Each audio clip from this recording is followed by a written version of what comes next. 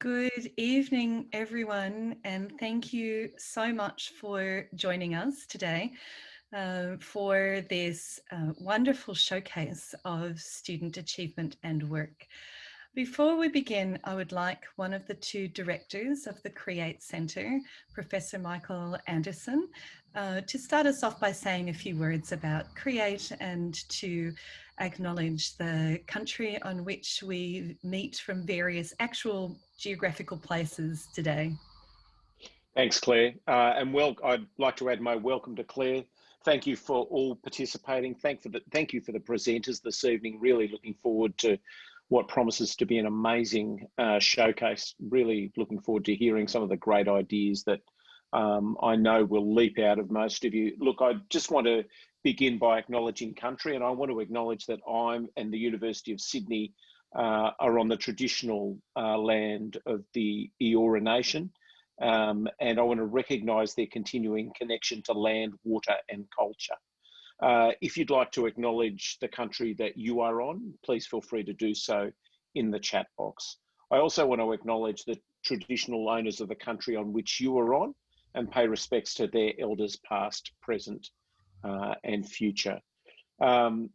It's critical, I think, and this is one of Create's big themes, that we start to think of knowledge in different ways. And of course, Indigenous ways of knowing and Indigenous knowledge give us such an amazing starting point to thinking about knowing, the arts, healing. And I think it's really critical that we start to encourage and think about how we can learn more, certainly from our Indigenous friends and our Indigenous brothers and sisters. So welcome, everyone. I want to talk quickly about the Create Centre, and Robin Ewing, who's the co-director of the Create Centre, might want to also add to what I've got to say. It won't take long.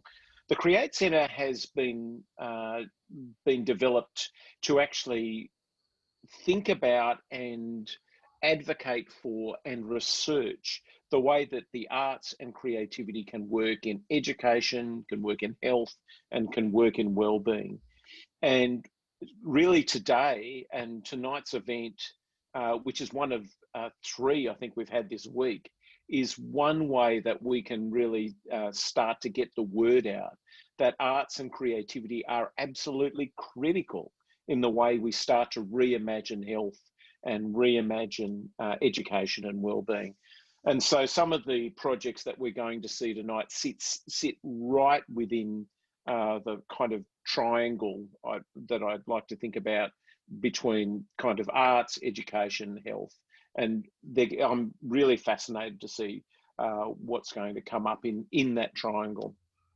If you are interested in creativity and health and education, the arts and how those things work together, please join Create. It's free. We'd love to have you. We'd love to have you as part of this community. What that means is you'll get an e-newsletter every week telling you about the events, and you can join any of the events that you're interested in. And you can also express interest in presenting as part of the Create Centre. So Thomas has put the link up there, and you can have a look. If you join up, you'll know about all of the events for the rest of the year, and there's quite a few. Robin, did you want to add to that kind of diatribe at all? No, Michael, I think you've done that intro very well. Thanks, Robin. And Claire, over to you. Can't wait to see what's coming up next. And neither can I. Thank you so much, Robin and Michael. And Michael's words about the deep and important connections between creativity, the arts, and education and health are nowhere more important than in the area of the medical humanities, which has been growing more and more strongly over the last few decades as a means primarily or originally of cultivating the humanistic qualities and also the self-care that our wonderful doctors need to be able to do their jobs to their own and their patient satisfaction. And this particular showcase of students' work is the outcome of a beautiful partnership between the Create Centre and, most importantly, the Harold and Gwyneth Harris Endowment for the Medical Humanities, which is a really special initiative at the University of Sydney, created by a medical alumnus who has become a benefactor, Dr. Rhonda Saraselli. The endowment has undertaken many activities in the medical humanities for both medical and public audiences over the years, but I think some of its most important and impactful work has been where the endowment has been able to support the creativity, thoughtfulness and exploration of students from right across the campus, as the medical humanities have drawn together those in the Faculty of Medicine with students in the faculties outside medicine, such as arts, and from areas such as fine arts and the conservatorium. So the endowment has run this particular scheme a couple of times. Students are eligible to apply competitively for a small amount of funding to pursue any project that their exploratory minds might suggest within the broad remit of the medical humanities. And I'm very pleased and proud to be able to reveal some of the outcomes to everybody tonight. Not all the students who were successful recipients of the endowment funding in 2020 are able to present tonight, because a number of them, including some medical students, had designed projects that were involved directly with working with patients and found that their projects were unable to be completed under COVID conditions and they're deferred to next year. But we have a really terrific crop to show everybody tonight. And I'd like to begin with our first presenter, Annie Gribble. Annie has just graduated from her medical degree, so round of applause to you, Annie, already. And what she is presenting tonight is original music and lyrics titled, "I Wish I Had More Time." Over to you, Annie. Thank you for being here. Unmute. Thank you very much, Claire.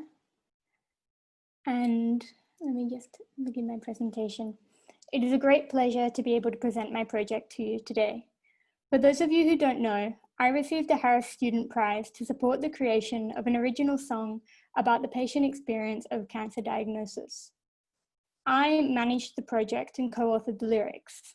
My collaborator, Amy Winter, is the recording artist you will see performing on the song, and he was also involved in music and lyric creation. Our other contributors are listed here. The financial contribution from the Harris Endowment transformed our project because it meant that we were able to record, mix, and master our track at Studios 301, one of Sydney's top recording studios, creating a professional product that is radio quality and therefore ready to communicate our idea to as many people as possible. The concept behind the project was to explore the uncertainty that accompanies a cancer diagnosis. I felt like there was a disconnect between the way cancer was portrayed in popular culture and the way that I had seen it play out in the lives of people close to me. Movies and TV often depict the situation thus: a character with a clearly terminal diagnosis, with relative clarity about their prognosis, makes choices in that space about what to do with the time they have left.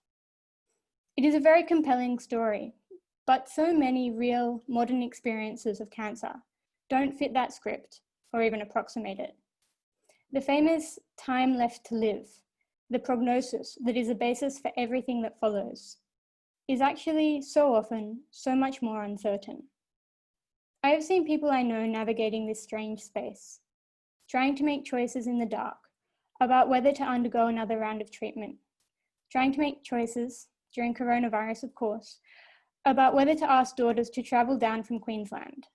In this case, I speak about the right decision was made, but no one had known how crucial it would be. The daughter arrived only just in time to see her mum and say goodbye. In this uncertainty, I saw so many questions. The financial and practical become unsolvable when it is not clear how much you can commit to the future. Do you stop work? Can you book a trip? Do you get married? When? The oncologists who I met in doctors' offices and medical lectures, rather than on TV, also spoke about uncertainty. The evidence they work with, the statistics and survival curves, are often not up to date in a field where treatments are constantly improving. And in any case, these statistics represent pooled data and can never reflect an individual patient's story. Modern oncologists told us as medical students that they intentionally avoid delivering any kind of measurable prognosis, the complete opposite of what pop culture generally leads patients to expect. So why music?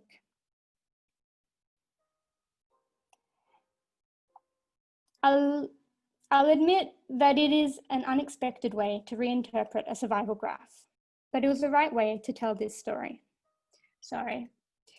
Music can convey emotion and help us heal. Through music, we could explore how life looks from within this strange space of uncertainty, and we could create something that might help patients and their families process the things that they might be feeling. A lot of work went into the creation of our lyric. We researched and analysed 100 other songs. We brainstormed storylines and catalogued hundreds, if not thousands, of rhyming words. The choice to tell the story in a more abstract or more specific way was important.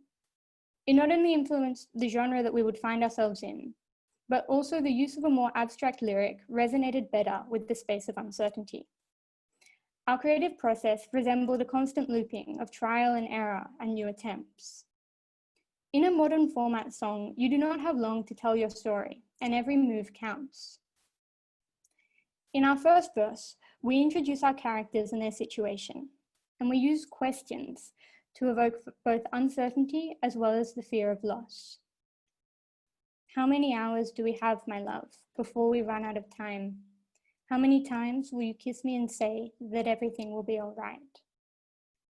The pre-chorus then responds to these questions, but it does not answer them, while the chorus uses powerful images to describe the desperate feeling that loss is impending and inevitable. I don't know how long I've got, so take my hand and don't let go, 'cause time slips through my fingers like sand, or time flies like a shooting star. Time turns all the mountains to sand. Time flies like a shooting star. The second verse describes the feelings of loss and takes the audience to quite a dark place. How many nights will I see in your eyes, our dreams that might never come true? How many days will I hold you so close and tell you that I love you too? The lyrics of the second pre-chorus and chorus mirror those of the first pre-chorus and chorus, but shift ever so slightly. In the pre-chorus, the I becomes we, and the feeling of fear about the future is refocused on the solidity of the present. We don't know how long we've got. All we have is here and now. Old time, the place where our memories collect. Old time, echoes of words that we said. This new lyric in the chorus reconceptualizes time, depicting it now as a place of connection and memory, an eternal place that unifies past and future, and therefore offers its own kind of longevity. Then, when the first chorus repeats, these images take on a different meaning. Time slips through our fingers like sand. Time flies like a shooting star. The sand slipping through the fingers is tactile and gentle. The idea of the shooting star is special and brief. For me, I feel that you can project both images into a time after loss, when someone in the future might be thinking about the loved one who is now gone.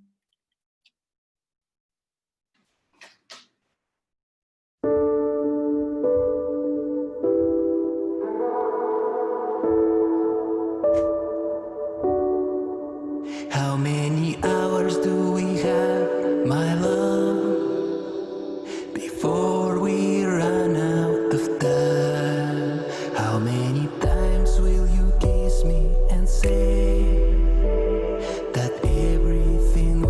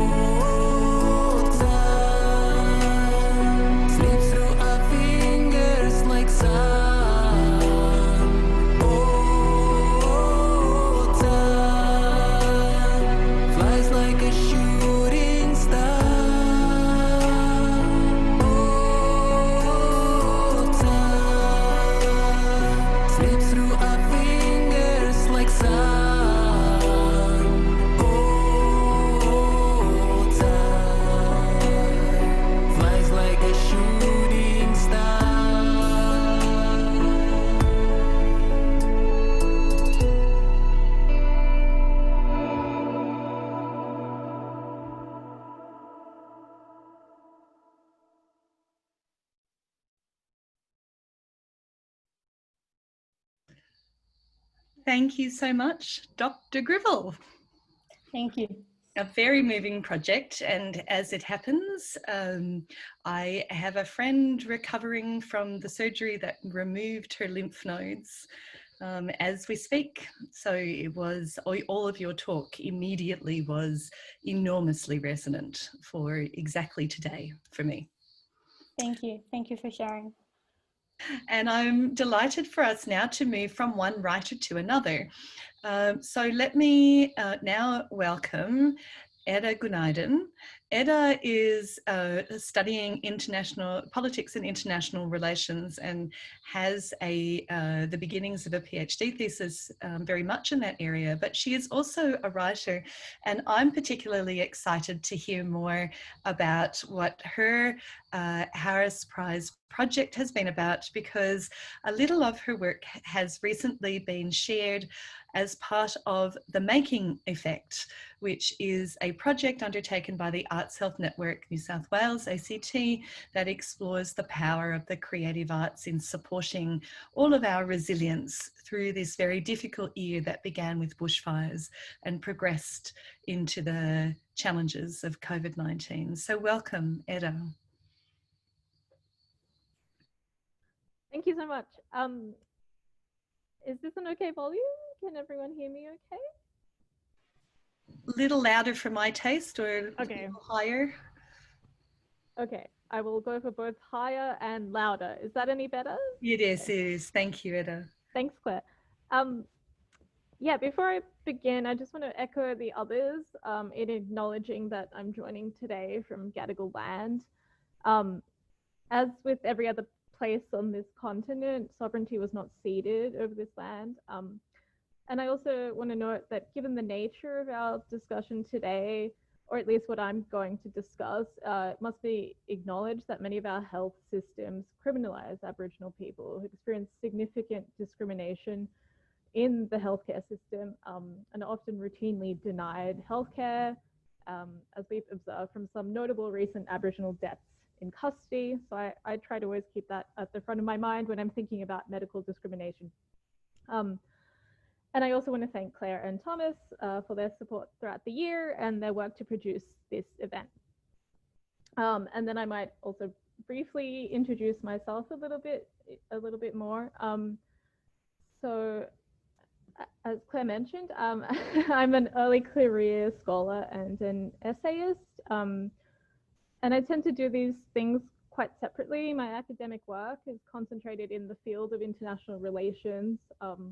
Meanwhile, that my essays involve cultural criticism and memoir, but I was really happy to receive the Harris Student Award, as it allowed me to more closely wed these two arenas of my life and interests a little more closely. And to that end, I really appreciate the inter or multi or post-disciplinary quality of the Harris Award.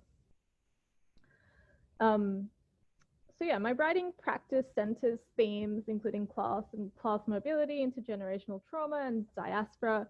And I'm really delighted to say that as an outcome partially of the Harris Student Award, that I'll have an essay collection on these themes published with New South Publishing in 2022. And the essay that I produced for the Harris Student Prize will form part of that collection. So the essay that I worked on throughout this year is called Western Medicine. As a carer for my mother, who has a rare genetic disorder called alkaptonuria that has left her disabled, I spend a lot of my time navigating the healthcare system in Western Sydney.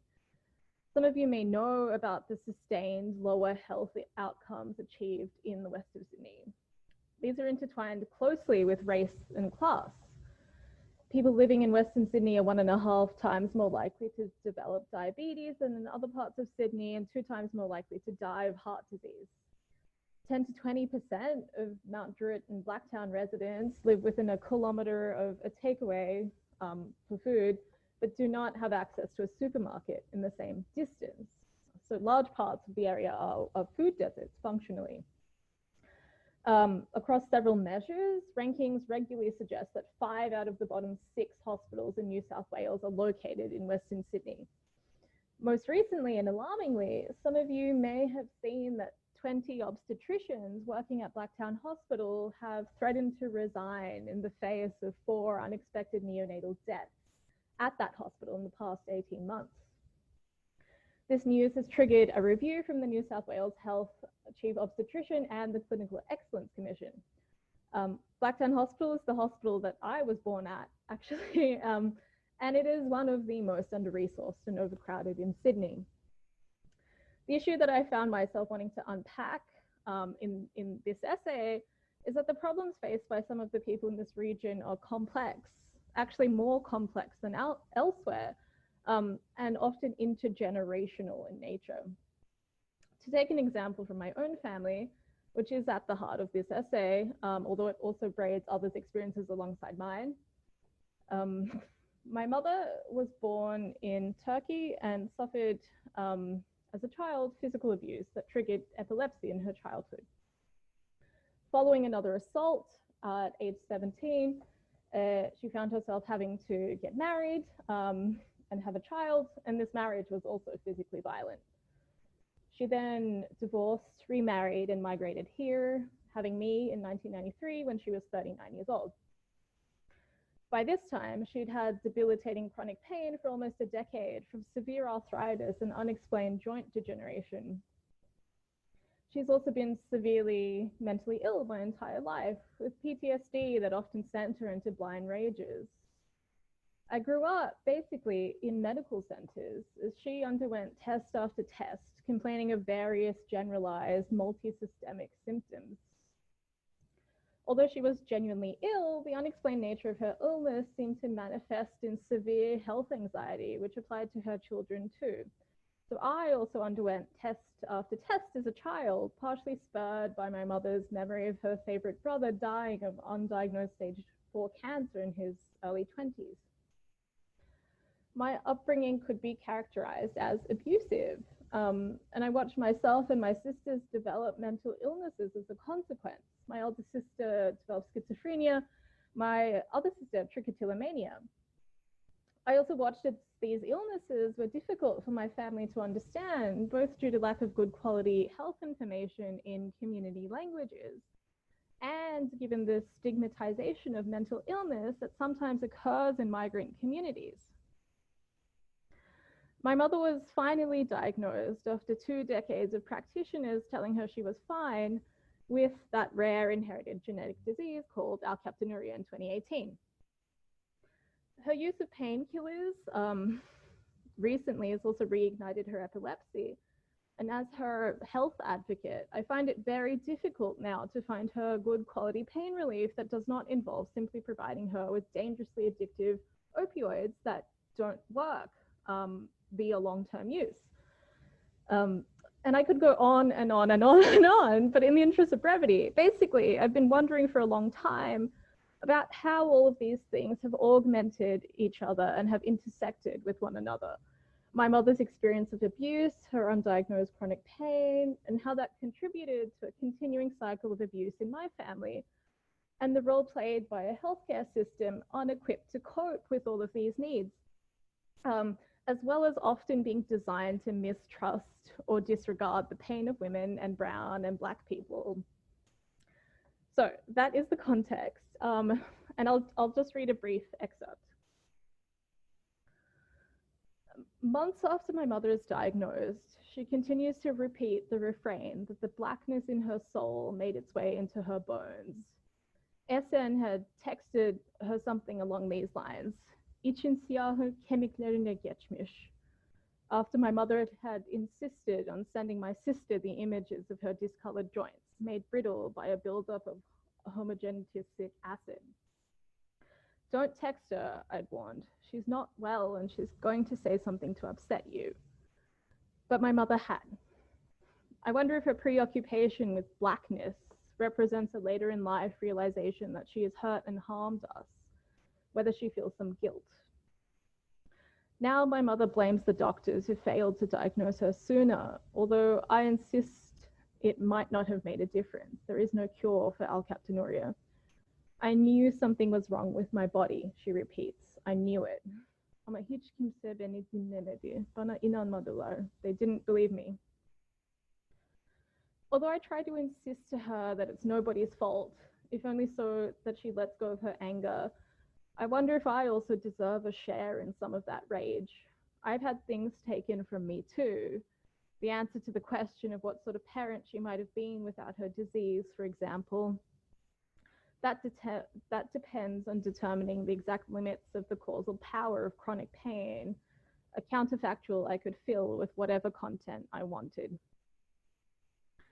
My mother repeats the remark now as we stepped out of the Royal North Shore Hospital's Colling building in July of this year. İçimin siyahı kemiklerime geçmiş.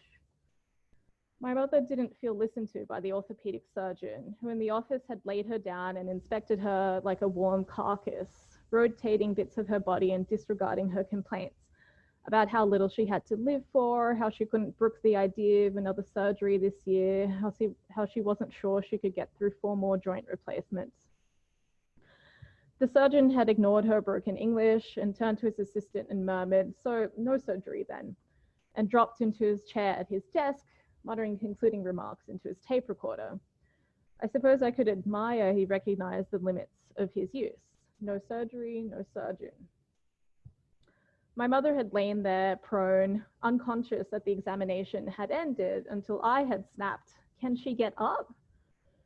He had ignored me, but his assistant responded yes, and I heaved my mother to her feet, helped her put her shoes back on. After the surgeon had sauntered from the room, the assistant had remarked, "A bit teary today, isn't she, your mum?"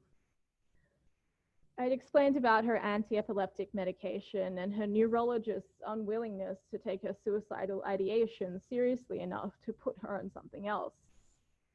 The assistant, Kim, had given me the name of her personal neurologist who had helped her son through something similar. I wrote down the name, walked my mother out to the front of the building so she could stand crying. "Don't forget it's the Kepra doing this," I say. "You can't trust how you feel all the time. Yes, your circumstances are bad, but you might feel just a little bit better, a bit stronger if we switched medications. Neurologist appointment bugün yapsak iyi olur." "Onu düşünemem şimdi," she says, and then tugs on my sleeve. "Hadi kahve içelim. Let's grab a coffee." At the cafe, we sip burnt coffee, our face masks pulled down below our chins, tugging on our ears, and my mother begs me to stay over that evening. So that's the excerpt. Despite this somewhat, for me at least, confronting subject matter, I have found this period of research, consultation, and writing to be incredibly valuable.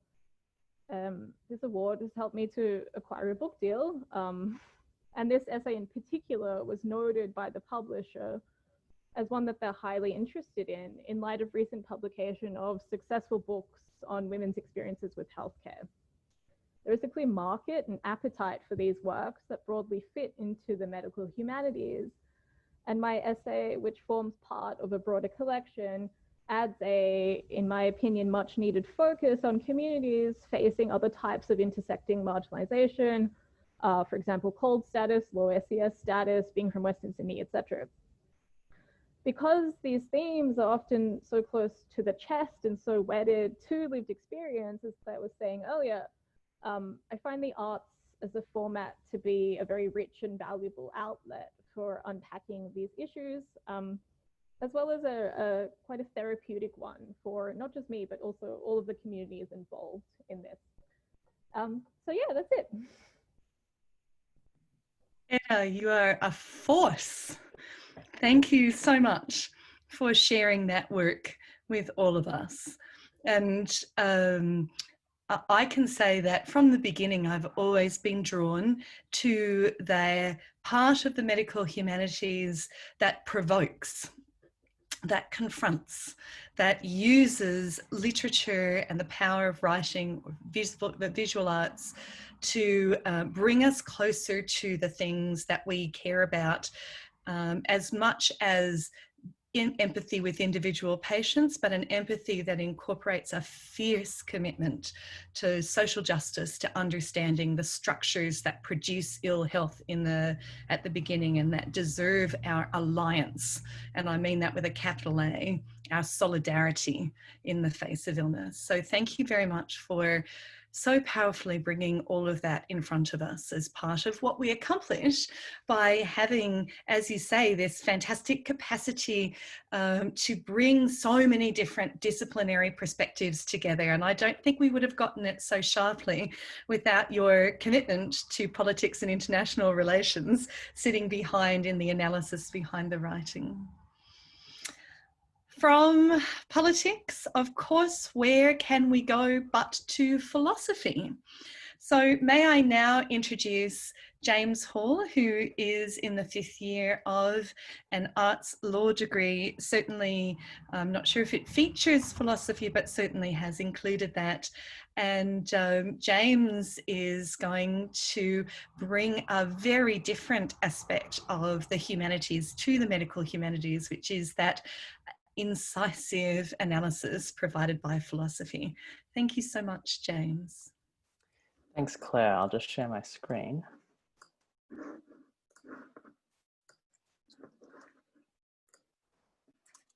All right. Hello, everyone, and thanks for coming. So I'm James Hall, and I'm studying a Bachelor of Arts Honours and a Bachelor of Laws. And this year I'm completing my Philosophy Honours year. So my Harris Award project involves writing commentaries on academic philosophy articles. So these articles aim to provide an ethical framework from which to assess when prospective parents are morally obliged to undertake various kinds of preconception care. So preconception care can be understood roughly as actions taken prior to conceiving a child to promote a potential child's welfare. So preconception care includes, for example, prospective parents undertaking genetic testing or improving aspects of their health. Today, given limited time, I'll be sharing with you just one of the key philosophical problems I grappled with while writing my article commentaries. So this problem is called the non-identity problem. So it's best demonstrated with a hypothetical example. So we'll consider this case. So Amy is taking a drug that she knows will cause a birth defect in any child she conceives. And we'll call this child, this first possible child, Bella. And Amy also knows that in 3 months' time, this drug will have passed from her body and she will be able to conceive a child without this birth defect. So let's call this second possible child Carol. And ultimately, Amy decides to conceive Bella now rather than Carol in 3 months' time. And so the non-identity problem is this tension that many people have the intuition that these 3 claims on the screen, let me get them up. These 3 claims are true intuitively, yet when you consider them closely, they are in fact logically inconsistent. And so at least one of them must be false. So to see this, I'm going to walk you through briefly each claim. So number 1, so intuitively, many people think that Amy does something wrong in deciding to conceive Bella in the present moment rather than Carol in 3 months' time. This is maybe because Amy knew that she was taking this drug and she knew that if she could just wait 3 months before conceiving, the resultant child wouldn't have had this birth defect. Let's say, for example, a dysfunctional arm, but it doesn't really matter. But Amy didn't wait and decided to conceive now, and some people think intuitively Amy has done something wrong there. So that's point number 1. Point number 2 is this intuition that an act is wrong only if it makes someone worse off. For example, if we think about one person punching another person, intuitively, we say that the punching was wrong because it made the person who was punched worse off. It injured them. So that's the idea. So whenever we say someone has done something wrong and we try to explain why that action was wrong, we say that the action has made a person worse off. So to apply this thought to the case at hand, if we were to think that it was wrong for Amy to conceive Bella, and claim number 2 on the screen is true, then it would need to be the case that Bella's being brought into existence made Bella worse off. But then here's the problem, and this takes us to number 3, because intuitively, Bella's being brought into existence, even with a, say, dysfunctional arm, didn't make Bella worse off than if she had not been brought into existence at all. Say, if Amy had instead waited to conceive Carol in 3 months' time. So in other words, even though Bella has, say, a dysfunctional arm, it is surely better for Bella to live with this difficulty than to not live at all. So bringing Bella into existence then didn't seem to make Bella worse off. So I hope now you can kind of see the general tension underlying the problem. And it's again, that each premise seems, as I walked through them, intuitively true in some sense, but they also conflict. And so at least one of them must be false. And so the non-identity problem's a significant problem for any reasoning we do about obligations towards people who don't yet exist. So for example, the problem is relevant in debates about climate change and about intergenerational economic justice. But my focus in my commentaries was on its application to the ethics of preconception care and the obligations prospective parents have to their possible future children. So philosophers have given a ton of different responses to this problem. And while some proposed solutions are more promising than others, there's still a lot of disagreement and the answer's far from settled. But one easy way to get a handle on the different kinds of responses is to divide them into 3 categories, with each category just corresponding to a rejection of one of these intuitions. So I'll try to give you a quick overview of some of the different responses to this problem in the preconception care context, which were raised in the articles I wrote commentaries about. I'll just say quickly that the cases I considered were often more complicated than the one I've given, but you know, they might involve genetic testing or illnesses with you know, various expressions that are hard to calculate their likelihood. But I'm going to continue talking about this case just for simplicity. So the first kind of response is to reject claim 1. Some people conclude after thinking about the other 2 claims that Amy didn't in fact do anything wrong by conceiving Bella immediately rather than Carol in 3 months' time. So for example, some argue that a prospective parent like Amy has important rights of reproductive autonomy, which means that she was entitled to conceive Bella, even if it was in some sense wrong. In my commentaries, I observed limits to these kinds of arguments. For a person's bodily autonomy is never unlimited. Sometimes we are not morally permitted to do things with our body that are really important to us if those things cause harms to others. So on to the second kind of response, and this is to reject claim 2. So philosophers maybe in this category argue that a prospective parent like Amy did something wrong by bringing Bella into existence, but not because it made Bella worse off, but because they failed in some more general moral duty to, I guess, procreate a child whose quality of life would be better than, or at least not worse than, their other possible children. And in my commentaries, I observed a kind of limit to these arguments as well, which is that our duties to produce the best possible state of affairs must also be limited. Otherwise, we would lose deeply important aspects of our own autonomy. And it's also a very open question about what makes one life better than another. So lots to talk about there. And then finally, some change the cases that we're talking about, and they change them such that we might reject claim 3.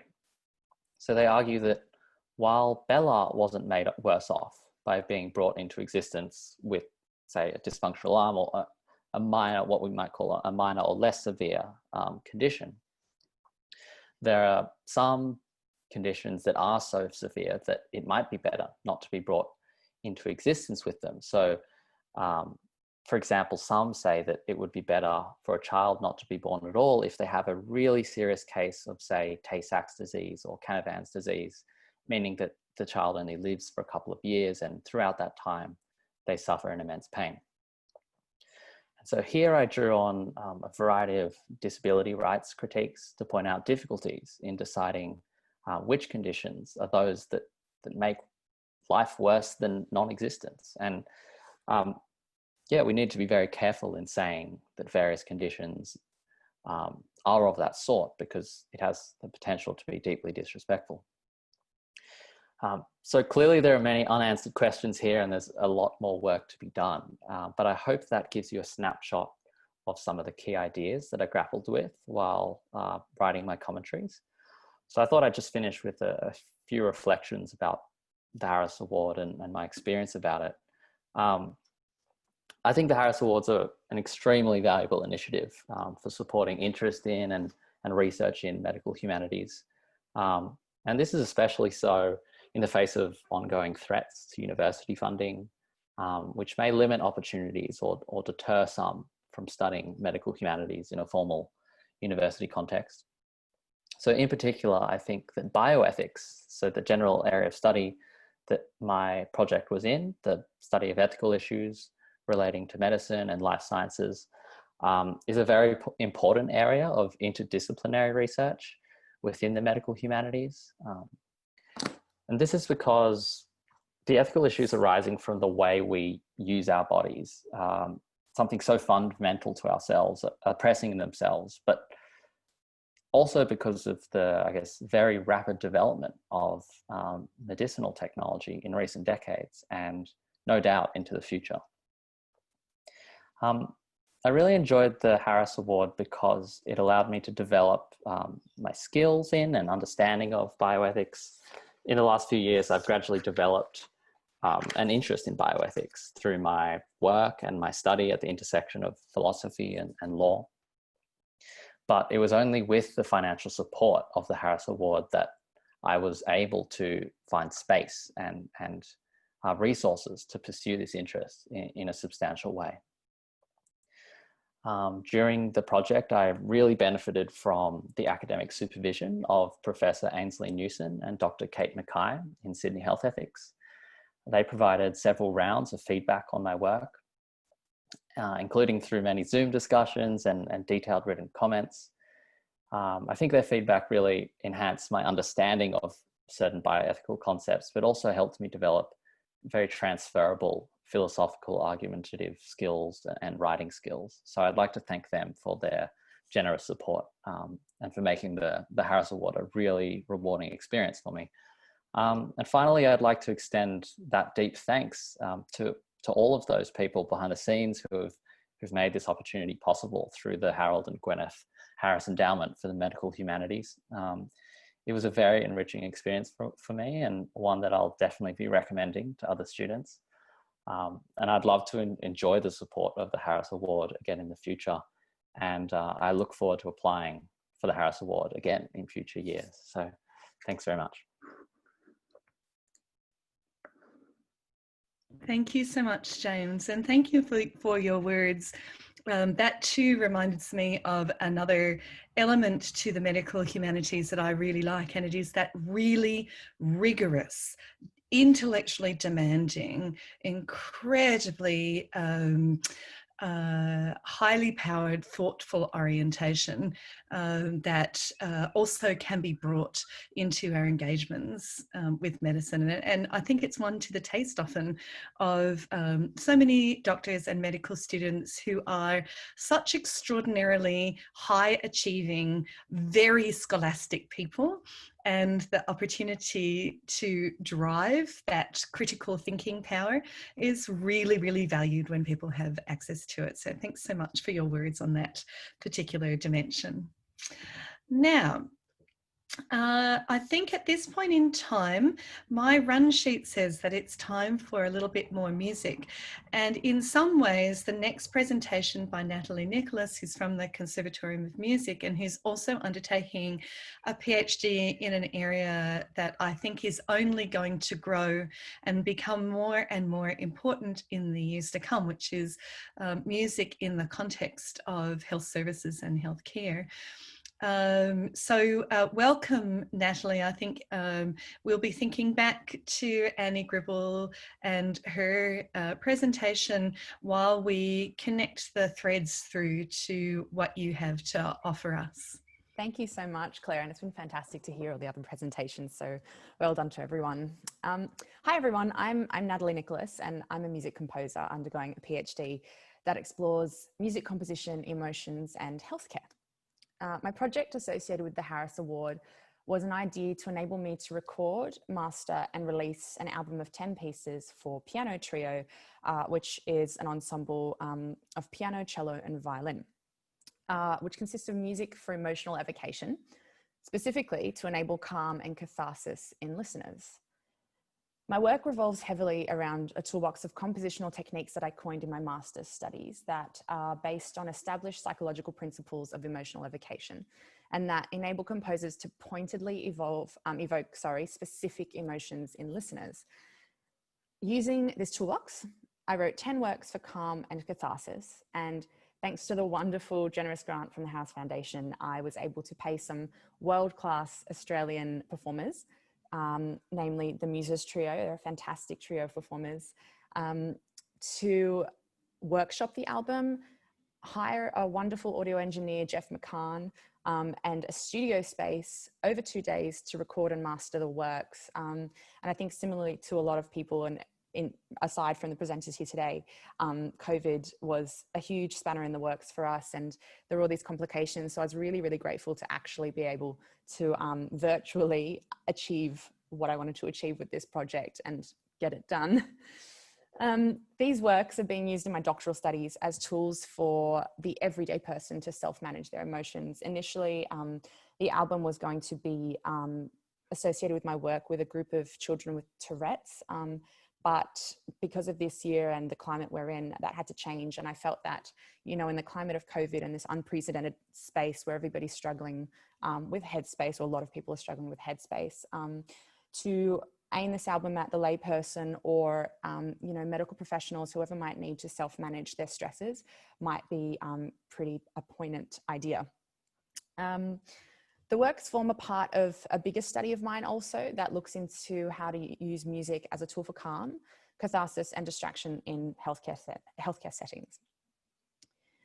I proposed this work to the Harris Foundation because the power of a real instrumental recording has the propensity to move your emotions in absolutely unfathomable ways.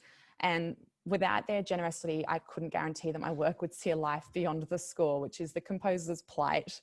Does your music exist unless it's being performed? The Harris Foundation helped me and helped the wonderful Muses Trio and Jeff McGann to bring my work to life. It now exists in my doctoral studies and on streaming platforms around the world, which is really, really wonderful. And I'm so glad I can share it with people. I would love to share with you all 3 of the 10 works from the album. I will be showing you number 3, number 4, and number 6. Number 6 is more inclined towards calm, and 3 and 4 are a mixture of calm and catharsis, and I hope that kind of comes across in your experience with them. I invite you to either watch the screen to stay engaged with the work, with some abstract visuals that my supervisor, Phil Poronic, who's joined us here, which is wonderful, and I have created to accompany the works in my studies, or please do close your eyes and hone into your listening experience. It's totally up to you. I won't go into the nitty-gritty of any of the compositional techniques. I think I would prefer to just share with you the products that I've put out there from this wonderful grant. In terms of time and the rest of my presentation, I think this might take up the rest of my allocated slots, so I might just give you my closing statements and say, thank you for your attention and being here. I really hope these pieces give you some sort of emotional repose. The work that the Harris Foundation fosters is an important endeavour now more than ever. In a world where the mental effect of a pandemic has been insofar, again, totally unprecedented, it seems crucial for projects that connect the arts and healthcare to exist in helping the everyday person who struggles by providing an outlet and a tool for mental clarity. I really appreciate you listening, and I will share my screen in just a moment, if it will let me. Thank you for your patience.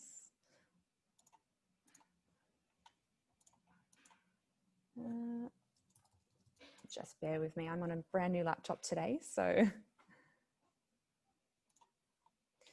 Okay, let's see how we go here.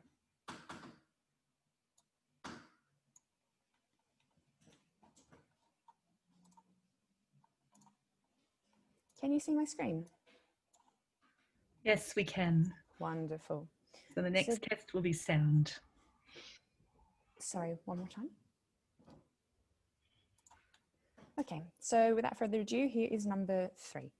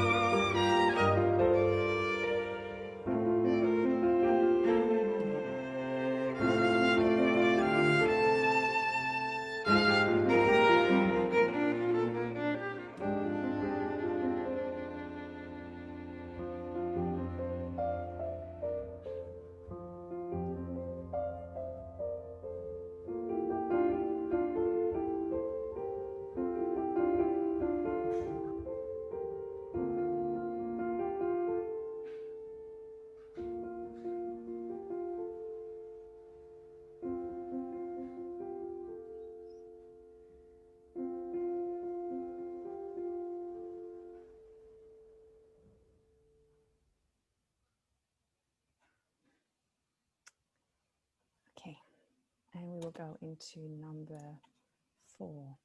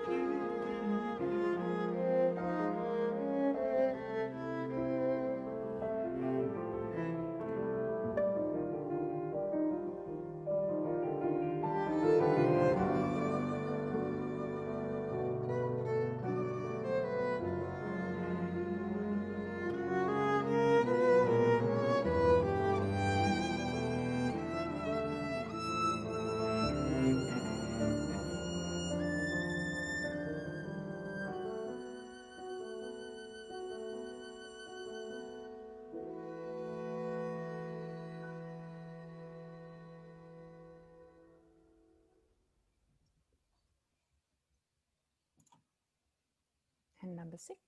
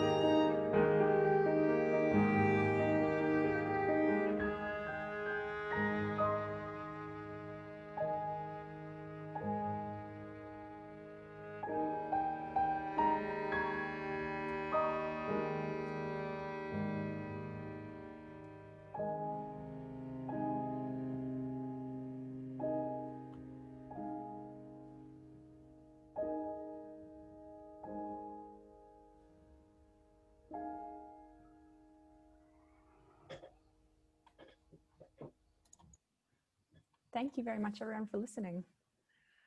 Thank you so much, Natalie. That was really beautiful. And you were quite right to say that there's nothing like the extraordinary touch of actual live instruments. So really wonderful to hear. And I know that we're all here today to celebrate the wonderful achievements of every Harris Student Prize winner. But what your music did was open up a space that is ever more rare and precious these days for me, which is the space where everything isn't just about the outputs and the achievements and the goals, but is instead a space free of those things, free of those pressures, and in where people can breathe and rest and be. Well, that will bring us to our last presenter for the evening, Dr. Annis McTeague. So Annis is also a relatively recent medical graduate, and her presentation, as mentioned earlier, is Grandmama Mastectomy, an exploration of intergenerational caring. Thank you, Annis. Thanks, Claire, and thank you to everybody who has joined us this evening and who's presented. It's been really nice to hear of your projects. I will share a small PowerPoint presentation that I have. Just a moment.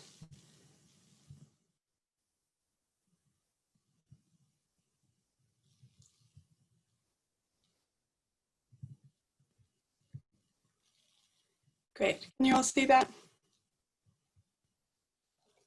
Wonderful. So I made this short film, Grandma Mastectomy, alongside my grandmother, my granny Natalie, who has joined us here this evening as well from her bedroom over in the UK. So you can give her a warm welcome also.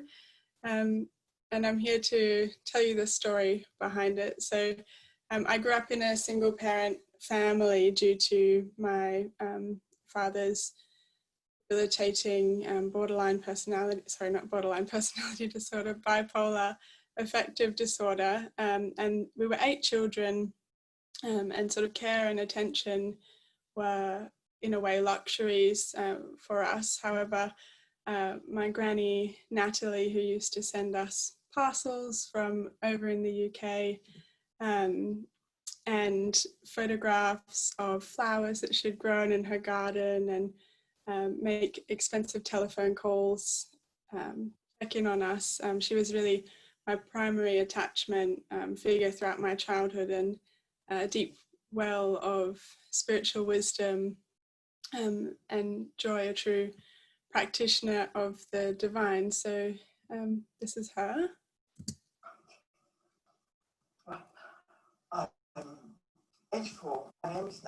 I know that she is much more comfortable being on the giving end of care than the receiving end, and so I decided to put it to her that we make this project together with the intention of exploring her journey with mastectomy, ideas of loss, conversations on death and dying, to show to a wider audience, including other medical professionals and potentially patients who may be going through a similar experience.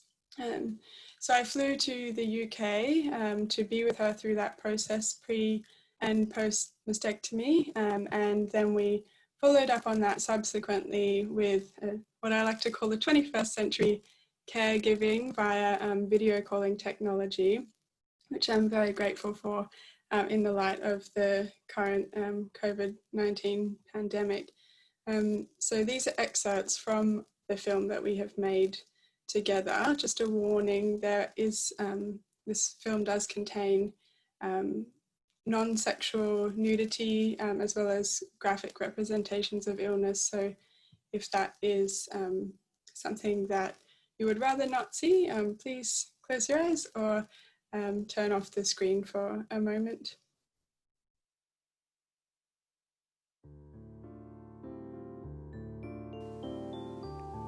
Grandma mastectomy. Grandma mastectomy.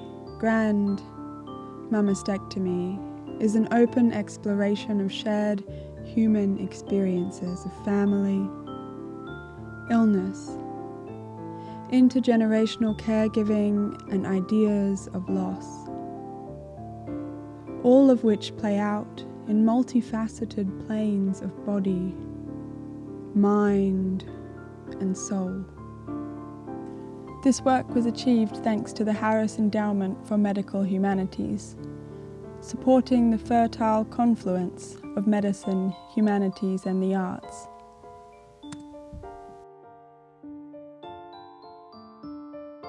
"2020 has brought about much in the way of devastation across the globe: environmental destruction, loss of habitat and species extinction, followed by a viral pandemic sweeping shorelines and exhausting medical systems.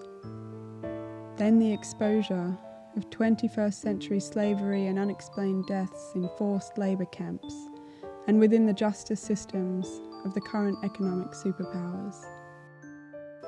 In contrast, this story is insignificant. It is but a short stroke of time shared in the lives of particularly privileged people. The potency of the world's unfoldings is highlighted by the acknowledgement that as humans, we are not all so lucky as to slowly contemplate nature taking its course with our bodies. The socio-emotional underpinnings of our shared human condition bring to light our highest joys and deepest grievances. May we remind ourselves that life, in each of its forms, is precious, and here I present you with a tale of my granny Natalie, who taught me just that. Right. I'm 84. My name is Natalie. I'm 84, nearly 85. I am a teacher by profession. I've done quite a lot of nannying and childcare, particularly with my grandchildren. And my grandchildren who now live in Australia, I have always sort of exercised quite a lot, and probably for my age I'm relatively healthy. That is why a diagnosis of ductal carcinoma in situ came as a real shock. I could feel a small lump and thought, well, I suppose I ought to mention it to the doctor, and it took a few weeks to get round to making an appointment, and he said, oh, I don't think it's anything, don't seem to worry about it, I'll make you an appointment with the breast clinic. And he said things like, it isn't a hard lump, it isn't adhered to the skin. I said, I don't think it's anything, but I have been wrong before. When I went to the appointment, a very nice radiographer doing mammograms was returning to them and doing them a second time, and then doing a scan. And I said to her, this isn't looking good, is it? And she said, well, no. And they went from mammograms to scan and then to a biopsy. Which said, well, look, when you come for your next appointment, bring someone with you. And again, I knew that meant that they suspected a cancer of some sort. Now, within myself, I was very shocked, quite calm in my mind, but physically shocked, so I found myself shaking. And they talked about the various treatments, letrozole, sort of chemotherapy, radiotherapy, or mastectomy, or maybe a combination. And so I have to learn this confidence, to be able to say, I'm a one boober and I can support others who are one boober. It's not the end of the world. Has its seasons, and so we are part of the wider nature, and as it has its fruitfulness and time of dormancy, so we as human beings have these phases in life too, from a young adorable baby through to adulthood and old age. And in old age, we get the problems of old age. But let's have a funny time with it as well. But sometimes we have to gradually say goodbye. And as nature has its way of saying goodbye and turning to fruitfulness, so there are ripples of joy and pleasure in what could be a very negative time. And so, as I say goodbye, I'm also learning about the deep affection that people near and far away have for me and for each other, and the good things that can come out of what first appears to be very negative and very frightening. So we've just arrived at the hospital and it's about 7:15, the sun's rising, and Granny is about to enter the 23-hour unit. How are you feeling? Oh, well, fine. And look at the moon.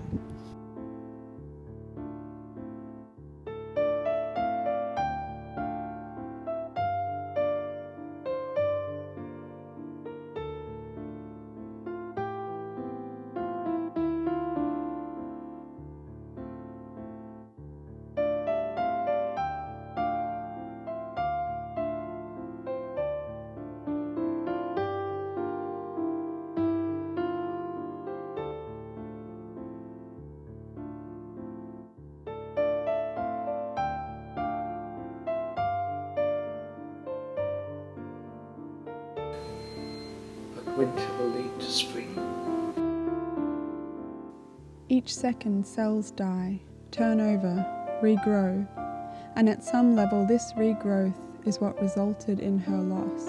Dysmorphic changes under the microscope give way to dysmorphic presentation of the body. How can it be that one is malignant and the other healed? And why does healthy look worse than sick? But he said, "Oh, I'm glad you're not too disfigured." Now, that was interesting, but he should actually think about that. People are curious,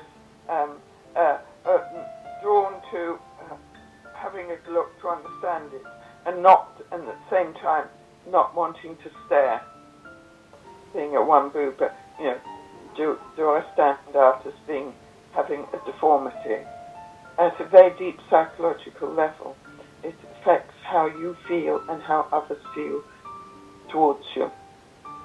Would you say that you're glad that you had the surgery? I think it's much more barbaric. I think it's a very barbaric procedure, which in a few years people will be horrified that they did this. More barbaric than tumour removal elsewhere, or? Yes, I think so. Why do you say that?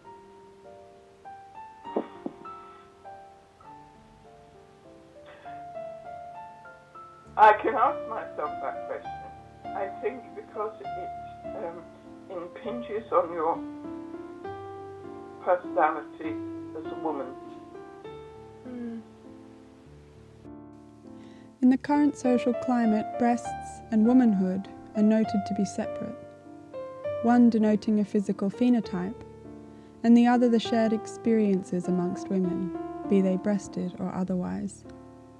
However, for Granny, born in 1935, breasts and womanhood are as intertwined as two strands of DNA, twisting to form the cells which suckle the next generation. Yes, if I stop and think, well, I'm a one boob, but it really shouldn't matter for me at my age. My breasts have done their job.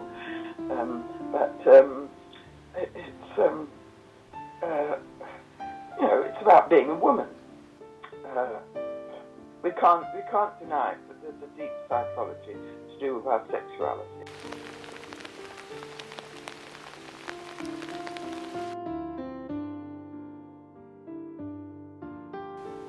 It's only because I'm 85 when you say it's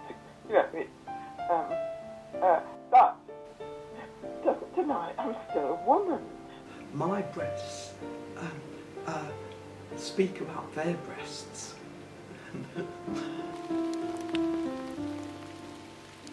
Right now, put a question back to you. How does it impinge on you? I set out this project as a newly minted Doctor of Medicine, having passed my final exams, but not yet tossed my graduate cap or landed on the wards with responsibility.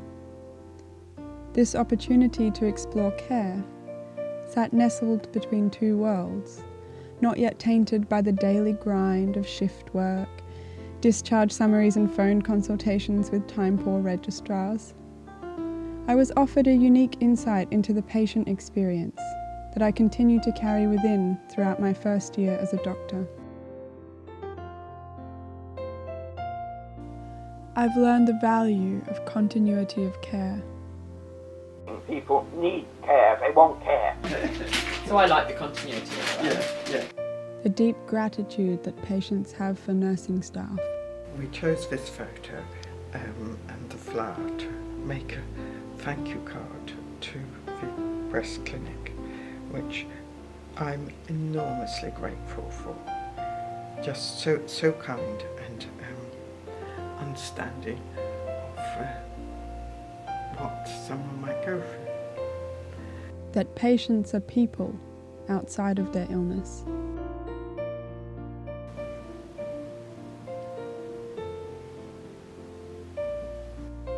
that the significance of ill health varies subjectively from person to person and moment to moment. It doesn't worry me. I've had an awful lot to do, and I just don't think about it. It does affect one emotionally deeply if you let it. I put it behind me. It's not bothering me. The news came as a surprise, as it tends to. It is rare that we feel prepared for and serene before the prospect of ill health and the sly finger pointing towards death. We are throttled into contemplation of mortality. I look at those round about me and I think, how would they cope? I thought about Granny's passing on many occasions prior, initially in a hypothetical sort of way. And then one day, back in 2016, as I walked to class, the reality of it gripped me at the core, bending me over as I sobbed. That was the moment I started to grieve her loss, though she remained very much alive. I don't wish that shock on anyone, but I suppose I have to accept that shock will come to those around me within the next 4 or 5 years anyway.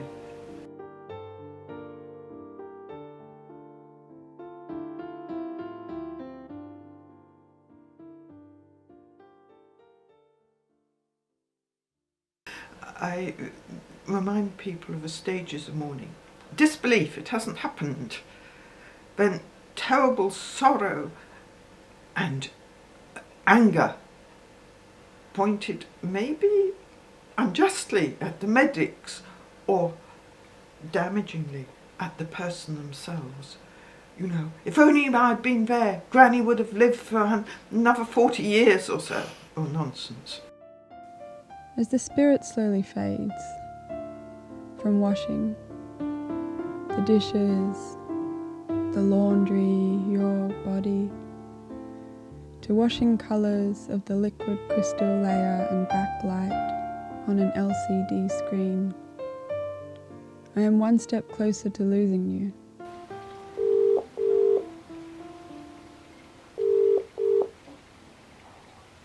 Hi. Oh, gotcha. Hey, Grants.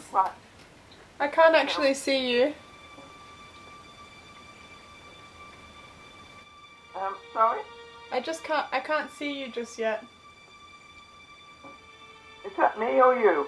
I can see you, but there's a black patch. That's because that's where you're supposed to be, but you're not there. No, I'm sure I do. I'll ring you back. If only when darkness truly takes you, it were as easy to call you back. And yet the visceral knowledge of our approaching death renews our appreciation of existence. So that it is important that the living emotionally come to terms with the death of relatives. It affects their own life. It makes us all aware of our own mortality. As the distance and COVID-19 travel restrictions dictate, we convene in 21st century caring. And through the phone, I'm one step closer to you also. We sit in a limbo, aware of the finiteness of our lives, yet unsure when we will next be able to convene in the flesh. The viral trespassing on our physical freedom is preparing me for the moment I will be able to meet you no longer. For now, while I cannot take you there in body, in spirit I take you with me to the base of a waterfall, giving way to the healing of fresh water on skin. You are with me, in the stream, in the breeze, the bloom, and the bees. The absence of your physicality does not equate your absence in spirit. Passing, an idea I used to scoff at, took it upon myself to pronounce the word clearly. Dead, died, dying, say it. Or you are all afraid, say it. Shock yourself into being with an eschatology predicting a finite existence. and ultimate demise, rot, and be aware of it. In all its humus, earthworms and stench, such befalls the body, 'tis true. But through you I have learned that while we die, we also pass. As the earth is allowed to make us anew, the worms devour us, juice us, till the soil. In our decomposition we return to source, until we recompose with the flowers and bloom. Such is the way of life, degrading and remaking, and when you are geranium, nasturtium or rose, I will water you as you have watered me. There is little more divine in life than to be seen with tenderness through the eyes of another, to be known in all one's flaws and foibles, and yet be loved. Somewhere from afar your voice is heard. You look very down, darling. I don't like seeing you so down. Remember those 5 stages, and remember that you will remember them with joy in time. And as I look up, I am filled with your appreciation of all that is. For it is you, as it is me, and it is nature.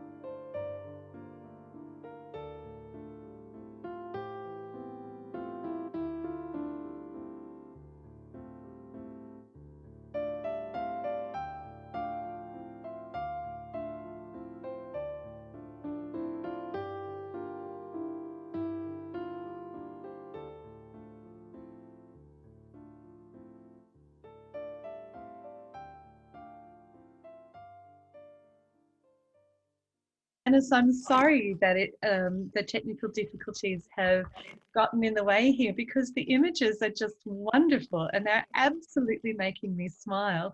And if nothing else, it completely conveyed what an unbelievable, extraordinary and beautiful woman your grandmother is. And we're so privileged to have her with us and you with us today. So everybody will be able to access this recording later on, and we'll be able to enjoy the full video clip then. And for now, we're grateful to have you as a panelist. And I see the chat box has also conveyed that delight that mere crackly tiny instances has connected with us, with the power of your relationship and the power of this amazing person. So thank you for that. Thanks. I think perhaps, unless Annis, you have a few more remarks to make, what we might do now actually is just, we actually only have a few more minutes left as part of this particular event. If there are people watching who would like to ask questions, you can do that by unmuting your microphone or by placing the question in the chat box. I know that Annie Gribble has had to leave us because she needed to join the final celebration, the graduation celebration. Oh, you're still with us, are you, Annie? I thought you'd be well and truly part of the fantastic celebration of all the medical students who survived their final year and became doctors in the time of COVID. Congratulations to all of you. Yes, Annis knows your experiences and is applauding. James Hall has also needed to go to another event. But if anybody has questions or comments or would like to reflect on what it is that we can accomplish with the medical humanities, in some ways these accomplishments are focused on the interactions between doctors and patients, with what we can offer patients as forms of strength as they struggle with the various things they face, and offer to doctors to constantly nourish the wonderful healthcare providers that we have, but ever so much more, this capacity for new thinking, for new creative acts, for increasing our capacities for analysis, provocation, critical thinking, for calling into mind and confronting ourselves with the things that must be or might be the most important challenges before us. And what is dear to my heart too, reimagining what healthcare can become when we bring all of this into play. And it's so transformative in so many directions. Are there comments or questions, including from Harris Student Prize winners for each other?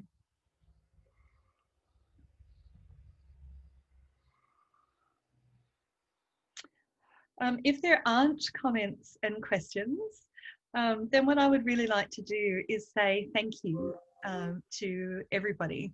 Perhaps I shouldn't admit it, but I didn't know what was going to be presented tonight. I only knew what people had told me about their projects in development, but I had no prior knowledge of the quality of the actual output. I just had complete and utter faith in the extraordinary capacities of students who I feel really privileged that the Harold and Gwyneth Harris Endowment for the Medical Humanities could support, to have that space and time to pursue these things that came from such passion and interest and creativity. And I agree, they're all absolutely fantastic projects. So thank you so much for working so independently and with such interest on the things that you brought to us tonight.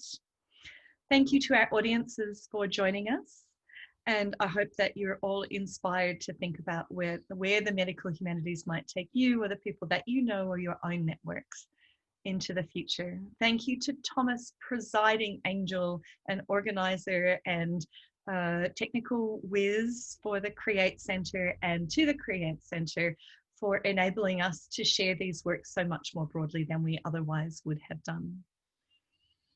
So on that note, I will let everybody go. Please feel free, Harris Student Prize winners, to contact us anytime in the future, and best wishes for all of your many wonderful endeavours that will follow from now. Thanks so much, everyone.